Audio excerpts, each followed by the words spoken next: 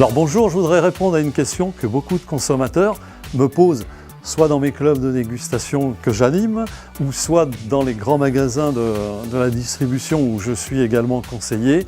Faut-il carafer le vin? Alors c'est un cruel dilemme. À quoi peut servir donc le fait de carafer le vin? Tout simplement, ça va aérer le vin. Et alors souvent on a tendance à confondre deux choses, c'est-à-dire l'aération du vin et la décantation. Dans les deux cas, de toute façon, nous aurons besoin de la carafe. Alors, l'aération du vin, qu'est-ce que c'est? Alors, c'est un phénomène très simple qui consiste donc à prendre votre bouteille et donc à verser ce vin dans la carafe.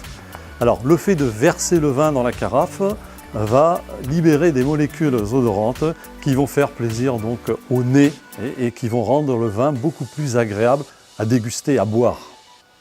La décantation, c'est autre chose. Bien souvent, nous avons affaire à des vins qui sont un peu plus vieux, 5 ans, 6 ans, 8 ans, 10 ans. Et donc, ces vins ont subi, on va dire, l'altération du temps et il se produit dans la bouteille on appelle ça des casses. Des casses, ce sont des impuretés qui se forment dans la bouteille qu'il va falloir éliminer. Pourquoi? Parce que c'est jamais très agréable d'avoir des impuretés dans son verre avec le vin. Donc, il suffit là aussi de prendre la bouteille. Par contre, l'opération va être beaucoup plus lente. On verse le vin dans la bouteille doucement afin de bien séparer le vin de toutes ces impuretés qui sont dans la bouteille.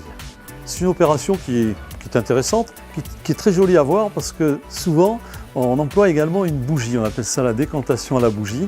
La bougie servant par transparence en plaçant le feu, c'est-à-dire la flamme de cette bougie sous le goulot de la bouteille, avoir donc ces impuretés par rapport au vin. Alors, aération ou décantation?